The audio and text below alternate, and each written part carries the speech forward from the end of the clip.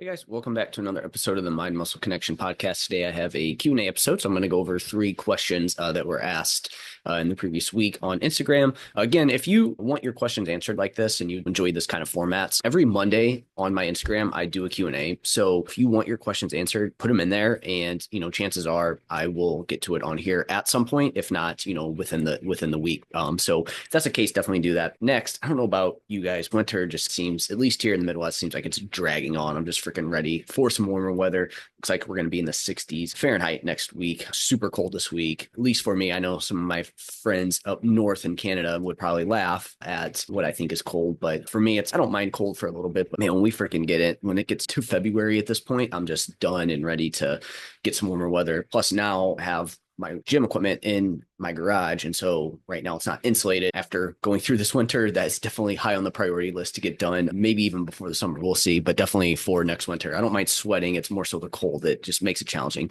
Obviously, you work through it and you do it, but that also makes me ready for some warmer weather. Plus, you just feel so much better when you can get outside and you can get some sun. So anybody that has the luxury to be able to do that all year around, definitely take advantage of that. And yeah, it's just super nice. I definitely do think there's something where if it's like that all the time, you get a little used to it. That becomes the baseline. And so you take it for granted a bit more.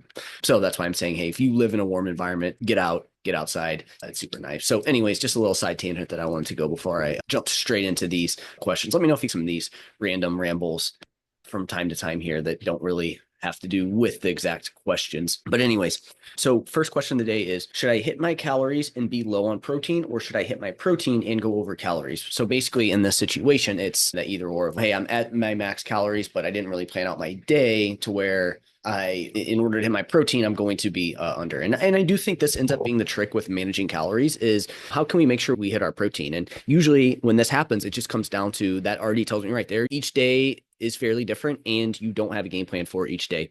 You're probably somebody who just tracks at the end of the day. And that in general is going to be a strategy that is going to make any body composition change a little bit more challenging. I think over time we can start to be less flexible with this, but initially if you're getting into this and you just haven't achieved the body composition that you want, doing something like planning ahead is going to go a long way versus, hey, you're tracking, but you're just tracking at the end of the day. Again, there's going to be some days where that just happens. It is what it is. But if this is starting to happen regularly, we need to look at that first. Okay. So we want to look at the big picture here versus just the short term. So big picture is let's get some habits in place to make sure that this doesn't happen regularly. If this happens every once in a while, that's a different conversation. But again, if it's regularly happening, we need to look at that root cause and get that dialed in first. So with this, again, we want to look at what our goal is. Okay. So what phase are we in? Usually when somebody asks this, it's usually in a fat loss phase, right? They're trying to get into a calorie deficit. And so the trick becomes, in order to lose body fat, we need to be in a calorie deficit, right? And so that's where there could be this mismatch of, okay, now you're going over calories in order to hit your protein. And so is that going to stall fat loss? Maybe, right? So first, I think, again, knowing that we need to be in a deficit, that's the overarching thing here. That's the main thing at play. But we need to, so again, what your goal is super important. But again, we're going to take this from a fat loss perspective. So then second is going to be, is this just one day? Is it, again, so coming back to your history, is this happening regularly or is this one day? Because if it's regularly and you're going over your calories, well, that's going to start to add up more versus if you just have one day where you went over calories a little bit. Those are two big distinctions there. I think at the end of the day, yes, going over your calories regularly is going to cause you to not be in a deficit, and then that may stall fat loss. One day it happens, it's probably not going to slow you down there. So with that in mind, that should help us start to come up with a decision-making tree here in terms of which direction we want to go. Okay. But we also want to look at, in my opinion, how far away from protein are we? So is it like, hey, if you don't get more protein in, you're at 60 grams for the day. We probably want to get a little bit more protein in at that point. Or are you 5 grams away? And those are two different conversations that we need to have. So how far away you are from it is also very important. And again, obviously your overall protein for the last couple of weeks is going to be important. Have you hit your goal every day, or have you been far away? Which again comes back to the recent history. Okay, so those are the main things I'm going to consider here. But one thing I do want to say on this is, one day, again, not going to be a big deal, but we also can leverage protein a bit in this context. So protein uses the most energy to absorb and digest. It has the highest thermic effect of food, right? So that's a component of your energy expenditure, the amount of calories you burn in a day. And protein, higher protein will increase that. Again, I don't know if there's like tipping point. Obviously, the tipping point ends up being the point where you just can't eat any more protein. But from my understanding, the more and more protein you eat, that is going to climb. Now, we're probably looking at a couple hundred calories at most. And if you're going from 160 to 180, it's not really going to be a big difference there. But in saying that, again, we want to have a calorie deficit. And so again, with protein, this is where energy balance is somewhat dynamic, where it's not the static, hey, you burn X amount of calories per day. It's very dynamic based on a lot of different things. So it can change a little bit from day to day. And so this is, again, where we can use protein. So in this situation, I think it's okay if you go a little bit over your calories to hit protein. Now, again, if you go way over, we're talking 500-600 calories. Okay, that's a different kind of story conversation, right? Again, from there, we need to fix things on the front end versus being reactive to it. But again, if it's going to cause us to go 100-200 calories over, and again, because I'm very body comp focused, and I think that's super important, I would say more times than not, especially if this isn't happening regularly, to just go over protein a bit. I think you'll be fine there. Again, from a body comp standpoint. From strictly weight loss, again, maybe we don't want to do that, but again, most people should be concerned about their body composition there. And then obviously higher protein is also going to help with satiety as well too. Maybe there's going to be some satiety benefits for the next couple of days as well too, if you hit your numbers. But again, it really does depend on where we're coming from and where we're going in terms of the number, right? Again, like I said, if you're going from 160 to 180 grams of protein, it's not that big of a deal. But again, if we're going from 110 to say 170, 180, okay, then that's a little bit of a different conversation. So again, the magnitude of that is super important. It's hard to answer yes or no on this. Again, I think it depends on your goal. I think it depends on what you've done recently. And again, we can potentially leverage protein in this situation to help increase our energy expenditure slightly. So again, I think if body composition is your number one goal, and this has only happened sparingly and it's only a one-day thing, I would just hit protein in that situation. But at the same time, it's one day of lower protein is not going to be the end of the world. So again, if it's happening regularly, we need to fix things on the front end to make sure that this doesn't happen. But in the short term, I think really at the end of the day, you could go either way. But again, we need to base it off of those things that I talked about there. All right. So next is, are maintenance phases mandatory? So when the person asked us, they just left it at that. They didn't really give me any more information. So first, in general, overarching maintenance phase, before I dive into this, no, they're not mandatory. But we need to figure out, what do you mean by maintenance? Are we talking maintenance in that you're just at energy balance, right? Are we talking maintenance? Hey, I don't really want to do anything right now other than just get in nutrition for whatever. I just want to make sure I get in good quality nutrition. I'm more focused on like overall health, just maintaining my habits versus trying to push my body one way or the other. That's important. Do I think that people should do that? Maybe not. I think we should always be trying to push for some sort of improvement there. Or do we mean maintenance? Hey, I'm maintaining my weight for a bit in the middle of a kind of fat loss phase, right? So I think we really need to figure out what we mean by maintenance when we're asking this question. What exactly does that mean? I think most times when people are asking this, and this is how I'm going to take it. So again, if this isn't what you meant, obviously let me know. But we're going to talk about maintenance, getting to your maintenance calories in a fat loss phase. Okay. I feel like that's probably what most people mean by that, because just big picture here with maintenance, I think most people, again, maintenance, is it like, again, are you just like trying to maintain what you currently have? Or is it like you're at maintenance calories? Because at maintenance calories, energy balance, we can still make some positive changes, right? If we're pushing our training, doing certain things, we could just maintain what we have by just making sure you're eating enough, fueling your body, and then, not really pushing training. You're just doing training for the health benefits, right? And again, there's nothing wrong with that. You're not going backwards. I think that is great. So I'm going to retract what I said earlier, where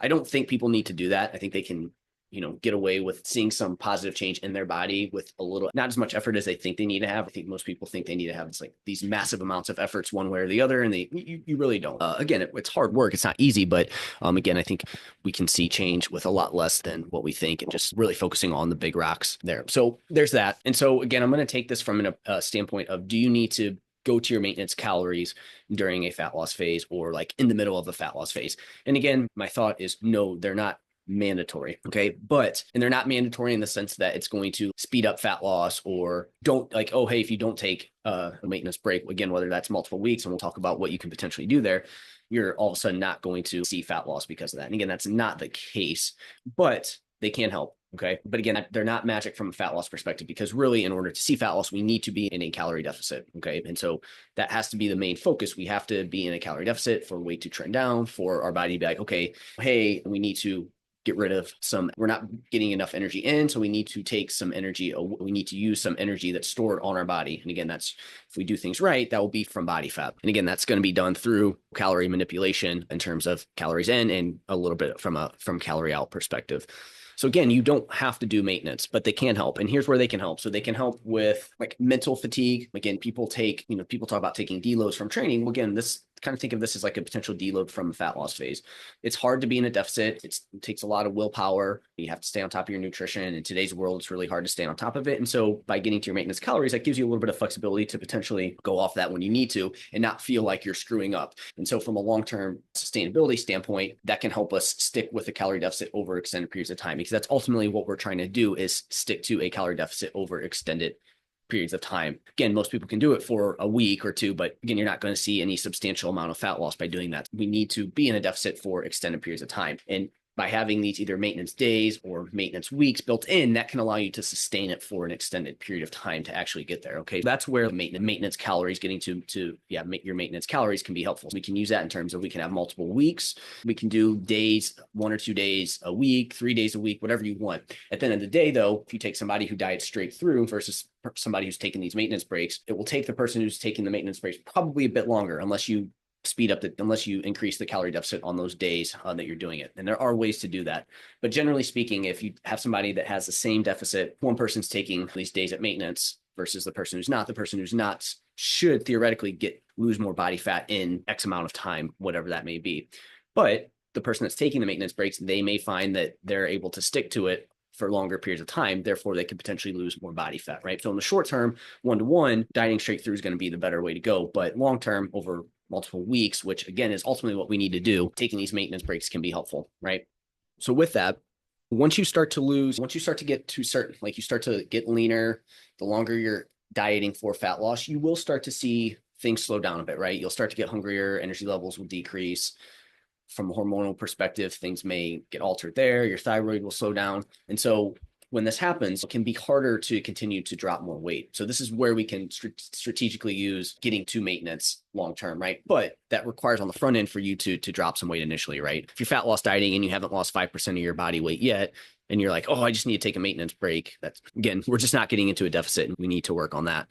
But if you have lost 5 to 10% or more of your body weight, at some point you will need to get back to eating your maintenance calories. Otherwise, what will happen is you'll just have a downregulated, like an adaptive metabolism, right? Especially if you just try to maintain this super, super low body weight, or you continue to try and go down, your metabolism will adapt. Now, it's not going to be this massive thing, but it's not a great place to be long term. So I think at some point you will want to get to your maintenance calories or higher if we want to continue to feel our best, perform our best, and change our body composition over time, because we're not going to be able to build any amount of muscle if we're in this like kind of low calorie state where you're trying to continue to maintain a low body weight. And so what happens here is you'll need to do that on your own. You need to have a dedicated plan to do that. Otherwise, again, life will get in the way. Something will happen and it will be hard for you to continue to stick to the calorie deficit. Or you're someone who's, you know what, I can do anything, and you push through, but then again, you're not feeling as good as you can in that process. Because again, your body needs fuel. And if you start to get super lean, dieting for long periods of time, your body's not going to have as much stored energy. It's not going to have as much energy to be functioning as it can. So it's going to show up again in like your libido. It's going to show up in like your menstrual cycle. It's going to show up in like just brain fog, cognitive function. It's going to show up in how you can push yourself in your training. So again, if you continue to try to just stay around calories that are a deficit or trying to drop weight, that's where you can run into issues. So again, at that point, yes, you would need to ideally get back to at least your maintenance calories at some point in time. You can't always be in your quote unquote fat loss calories forever. Otherwise, you'll either not feel as good, your metabolism will be adapted, you won't feel as good, or you'll just get to the point to where you just don't pay attention to it anymore because it sucks. You feel like crap. Who wants to keep doing that? And then you'll just subconsciously you'll start to eat more calories, just not really by choice, right? Just because again, it's the environment and everything like that. So at some point, we would want to get you back to consuming more calories at some point. But again, within a fat loss phase, trying to lose whatever, like you don't have to do them. But long term, yes, you would need to. So I guess long story short, they would be mandatory long term, but in the short term to actually lose body fat, they're not mandatory. So that's the best way to sum that up. I did want to briefly go over like when I would. So again, a lot of the great things can happen at maintenance calories. So you can build muscle, your body feels best here, right? You're going to have improved performance. You'll have more flexibility, mental being with food, nutrient adequacy, right? You're going to get enough calories to meet your nutrient needs. We're going to have lower stress levels. It's going to support gut health, and you're going to have improved sleep quality. And then times when I would use maintenance calories for clients would be getting them to find a baseline. So figuring out the baseline there, taking a break from fat loss. Again, this can be diet breaks, times in between fat loss phases like I talked about, and to build muscle for those who have a good amount of muscle to gain, to build muscle for those who have always weight loss dieted but need to take a break and build muscle. You've yo dieted multiple times, you have performance related goals, you have a busy time in your life. And those would be times that we would use maintenance calories there. So hopefully that answers that. Let me know if you have any follow-ups to that. And then the last question of the day, I'm going to pull this up, is traveling / going through big changes. What are some simple things that you can focus on during this time? All right. So the big things we want to focus on is, one, again, we want to make sure we exercise. Okay. So that's going to be high on the priority list. We need to make sure that we are exercising. Again, you may have to change your volume or intensity during this period of time, but again, we want to make sure no matter what we're exercising. Okay. So again, that could be, again, ideally we would do some form of lifting weights. We would do some training that gets your heart rate up from a cardio perspective for extended periods of time, or in some just movement, right?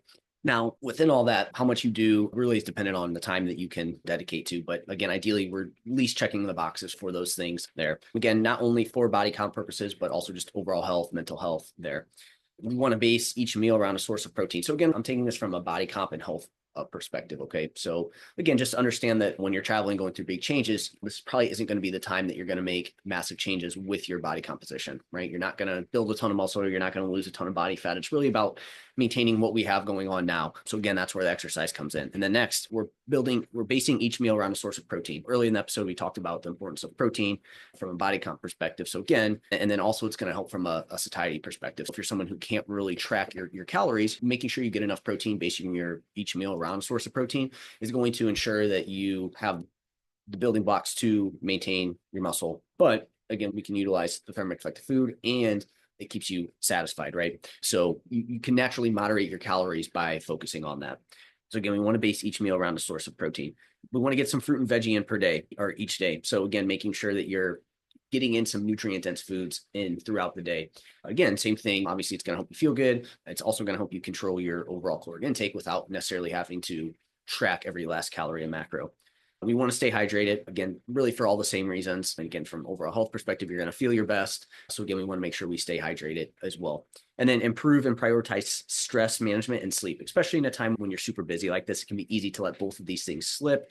And that's going to, from a body comp perspective, it's not going to be great. You're going to be more likely to overeat, but you're just not going to feel as good either. And so every last little thing is going to be more stressful for you. And again, if we're not getting good sleep on top of that, we're not as resilient to stress. And then again, it's just this vicious cycle, right? So I would say if you're going through this, the big things are going to be these, and you'll at least maintain what you have. And again, you don't have to track your calories or anything during this process. You can take a break, but as long as you nail these things, I think you'll be in a good spot. I guess one other thing that I would potentially add to this would be try to hit a certain amount of meals per day and stay consistent with that. So for you, it could be 3 per day, whatever works best for you. So either 3 or 4. And that's a great way to have some structure with your nutrition, but not necessarily having to plan every last little meal and tracking every last little bit. I would say the biggest thing that you need to plan around from a nutrition perspective is making sure that you are getting in protein, building each meal around a source of protein, and then getting some fruit and veggie in there. So hopefully that's helpful. Let me know if you have any questions. That's it for this episode. If you found this podcast to be helpful in any way, if you could leave a rating and review, and that will help more people find this podcast.